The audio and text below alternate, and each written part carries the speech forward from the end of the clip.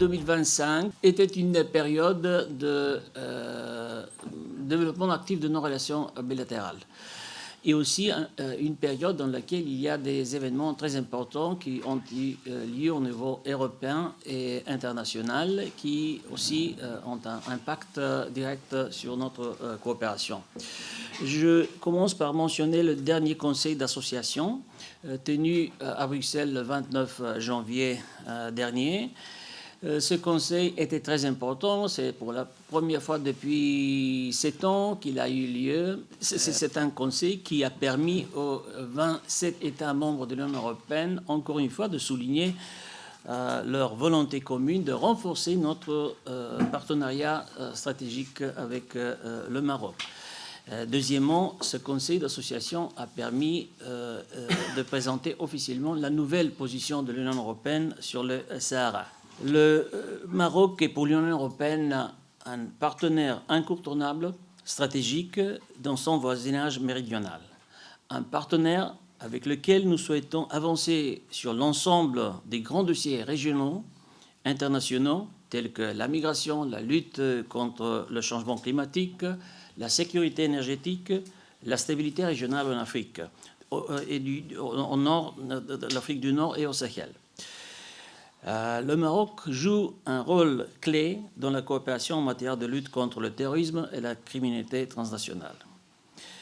Nous, ce n'est pas un secret, traversons une période où tout un ensemble d'événements met à l'épreuve les piliers fondamentaux du multilatéralisme. Dans un environnement international qui est marqué par les tensions et les recompositions géopolitiques, la valeur des partenariats stratégiques tels qu'on a avec le Maroc prend tout son sens. Et pour l'Union européenne, notre voisinage, son prospérité, la stabilité des pays en voisinage constituent une priorité absolue. En cela, le Maroc est de ces partenaires qui se détachent naturellement et avec lesquels nous avons accumulé des acquis considérables au service de nos intérêts communs. Et deuxième élément que je veux noter, qui a aussi marqué la dernière année, c'est le lancement du pacte pour la Méditerranée, dont l'idée de dynamiser, de renforcer le partenariat entre l'Union européenne et les pays du sud de la Méditerranée. En effet, ce pacte est une initiative stratégique majeure visant à renouveler et renforcer les relations entre l'Union européenne et les pays de la sud de la Méditerranée.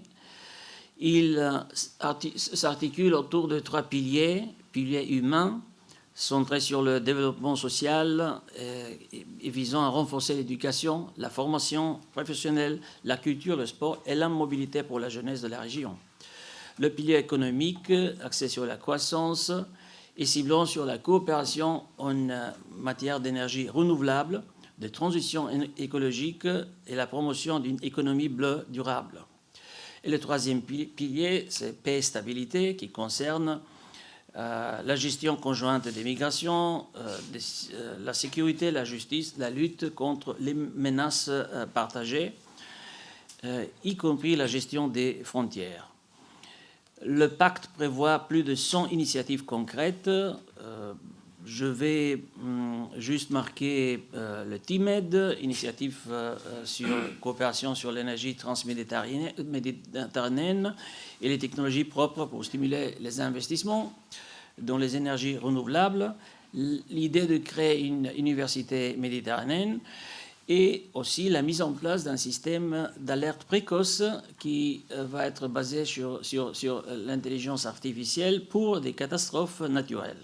Au-delà de ces enjeux politiques, notre partenariat est bien sûr tourné vers l'avenir et nos visions convergent sur plusieurs domaines tels que la transition écologique, la croissance durable, l'investissement, la compétitivité et bien sûr l'innovation et la jeunesse.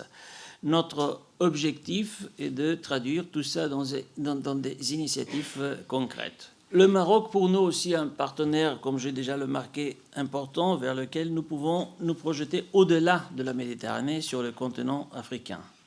Il joue un rôle clé dans la stabilité régionale.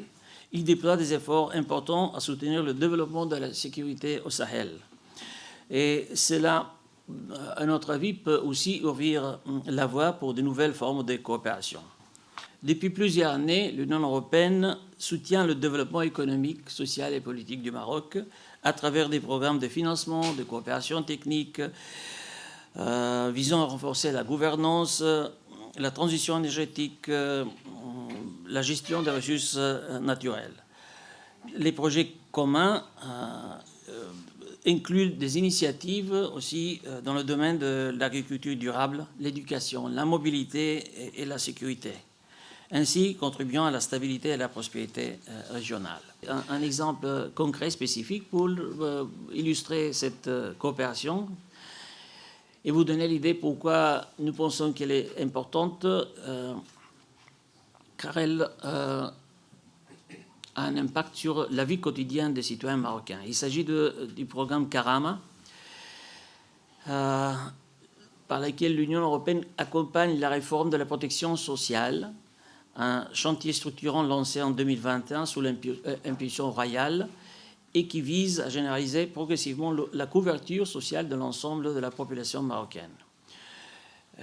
L'appui de l'Union européenne s'est traduit par un versement de 292 millions de dirhams, ça c'est presque 28 millions d'euros en 2025, l'année précédente, qui ont contribué notamment à l'élargissement de l'assurance maladie obligatoire à de nouvelles catégories, la rationalisation et la digitalisation des aides sociales directes, ainsi que la mise en place d'un système unifié et plus transparent du ciblage des bénéficiaires.